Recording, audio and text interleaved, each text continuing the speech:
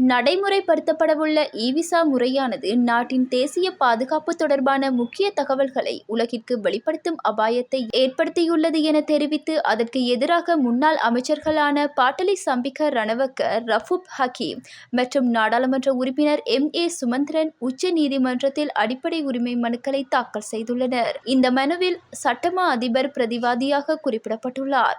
இந்த இ-விசா முறைகளால் நாட்டின் முக்கிய பாதுகாப்பு தகவல்கள் வெளித்தரப்பினருக்கு தெரியவரும் அபாயம் இருப்பதாகவும் அது நாட்டின் பாதுகாப்பிற்கு பெரும் அச்சுறுத்தலாக அமையும் என்றும் மனுதாரர்கள் குறிப்பிட்டுள்ளனர். இதனால் இந்த நாட்டு மக்கள் பாதகமான விளைவுகளை சந்திக்க நேரிடும் என மனுதாரர்கள் சுட்டிக்காட்டியுள்ளனர்.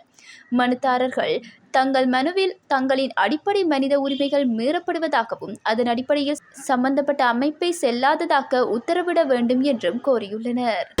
நீதி அமைச்சர் விஜயதாச ராஜபக்ஷ தனது அமைச்சு பதவியை ராஜினாமா செய்யவுள்ளதாக தகவல்கள் வெளியாகியுள்ளன.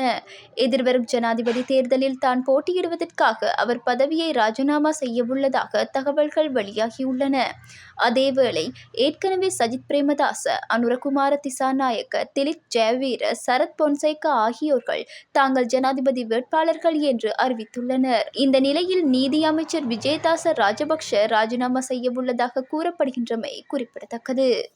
ஜனாதிபதி தேர்தலில் கட்சிக்கு அப்பாற்பட்ட வேட்பாளருக்கு ஆதரவளித்தால் அடுத்த அரசாங்கத்தின் பிரதமர் பதவியை ஸ்ரீலங்கா பொதுஜன பெரமுனவிற்கு வழங்கப்பட வேண்டும் என அதன் தேசிய அமைப்பாளரும் நாடாளுமன்ற உறுப்பினருமான நாமல் ராஜபக்ஷ தெரிவித்துள்ளார். ஸ்ரீலங்கா பொதுஜன பெரமுனவின் தலைவர்களுக்கு இடையில் இடம்பெற்ற கலந்துரையாடலின் பின்னர் ஊடகங்களுக்கு கருத்து தெரிவிக்கும் போதே அவர் மேற்கண்டவாறு தெரிவித்தார். ஸ்ரீலங்கா பொதுஜன பெரமுனவின் தலைவர்கள் முன்னாள் ஜனாதிபதி மஹிந்த ராஜபக்ஷவின் உத்தியோகபூர்வ இல்லமான விஜயராம மாவத்தையில் நேற்று சந்தித்து எதிர்வரும் அரசியல் நிலைமைகள் மற்றும் ஜனாதிபதி தேர்தலுக்கான ஏற்பாடுகள் தொடர்பில் கலந்துரையாடினர். கட்சியின் தலைவர் முன்னாள் ஜனாதிபதி மஹிந்த ராஜபக்ஷ மற்றும் மொட்டு கட்சியின் ஸ்தாபகர் பெசில் ராஜபக்ஷ உள்ளிட்ட கட்சியின் முக்கியஸ்தர்கள் குழுவொன்று இந்த சந்திப்பில் இணைந்திருந்தது.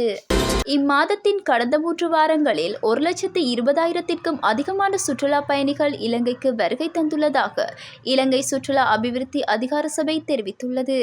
அதன்படி அக்கால பகுதியில் இலங்கைக்கு வந்துள்ள சுற்றுலா பயணிகளின் எண்ணிக்கை 1,27,925 ஆகும். அவர்களில் பெரும்பாலானோர் இந்தியர்களாவர். அதன்படி 30,442 இந்தியர்கள் இலங்கை வந்துள்ளனர். அது மட்டுமன்றி பிரித்தானியா, சீனா, ஜெர்மனி, நெதர்லாந்து போன்ற நாடுகளிலிருந்தும் சுற்றுலா பயணிகள் நாட்டிற்கு அதிகளவில் வந்துள்ளனர். அதன்படி இவ்வருடம் இதுவரையான காலப்பகுதியில் 11,38,174 சுற்றுலா பயணிகள் இலங்கைக்கு வருகை தந்துள்ளதாக இலங்கை சுற்றுலா அபிவிருத்தி அதிகார சபை தெரிவித்துள்ளது. இளவாலை போலீஸ் பிரிவிற்குட்பட்ட பண்டத்தரிப்பு பிரதேசத்தில் உள்ள வீடொன்றில் நபரொருவர் உயிரிழந்துள்ளதாக போலீசாருக்கு கிடைத்த தகவலின் அடிப்படையில் விசாரணைகள் ஆரம்பிக்கப்பட்டுள்ளன.